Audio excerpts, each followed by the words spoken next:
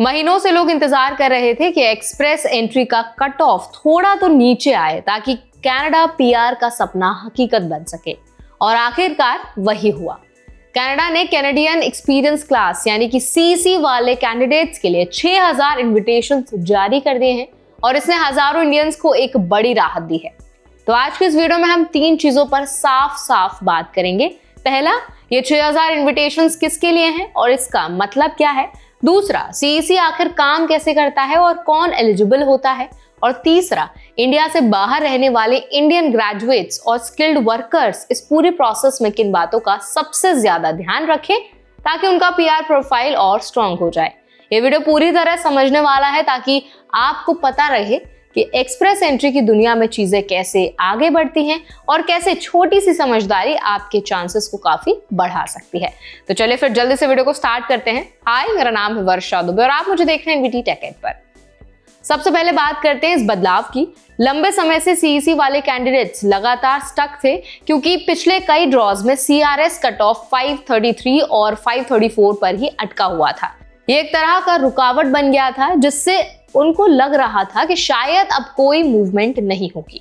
लेकिन इस हफ्ते IRCC immigration, refugees and citizenship Canada ने 6000 लोगों को इनविटेशन टू अप्लाई यानी आईटीए भेजकर साफ संकेत दिया है कि अब चीजें फिर से आगे बढ़ रही हैं। इस बार कट ऑफ 520 पर आया जो कई लोगों के लिए बड़ी राहत है। अब यहाँ एक और बात समझना बहुत इंपॉर्टेंट है कि सीईसी का ड्रॉ इतना इंपॉर्टेंट क्यों माना जाता है। सीईसी खासकर उन लोगों के लिए होता है जो पहले से कनाडा में रहकर काम कर रहे हों या पढ़ चुके हों, यानी जिनके पास कम से कम 1 साल का स्किल्ड कैनेडियन वर्क एक्सपीरियंस हो। जैसे लोगों को कनाडा इसीलिए प्राथमिकता देता है क्योंकि उन्हें पहले से वर्क प्लेस कल्चर का एक्सपीरियंस होता है और वो कैनेडियन एनवायरनमेंट में एडजस्ट हो चुके होते हैं। यही कारण है कि कैनेडियन एक्सपीरियंस आपके सीआरएस स्कोर में बड़ा फर्क डाल देता है और आपको आईटीए मिलने के चांसेस कई ज्यादा बढ़ जाते हैं। अब थोड़ा एलिजिबिलिटी को आसान सी भाषा में समझ लेते हैं। अगर किसी के पास पिछले 3 सालों में कम से कम 1 साल का full time skilled work experience है तो वो सीईसी के लिए एलिजिबल है। यहाँ स्किल्ड से मतलब है एनओसी स्किल टाइप ओ, ए या बी। इसके साथ इंग्लिश या फ्रेंच लैंग्वेज स्कोर्स भी जरूरी होते हैं जो तय CLB लेवल को मीट करेंगे।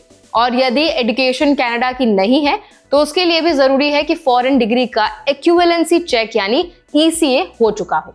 अब बात करते हैं पूरा प्रोसेस एक्चुअली अनफोल्ड कैसे होता है। सबसे पहले कैंडिडेट एक्सप्रेस एंट्री प्रोफाइल बनाता है और अपनी एजुकेशन, एज, एक्सपीरियंस और लैंग्वेज स्कोर्स जैसी सारी डिटेल्स डालता है। इसके बाद कैंडिडेट पूल में चला जाता है और जहां हर एप्लीकेंट के पास अलग अलग CRS स्कोर्स होते हैं।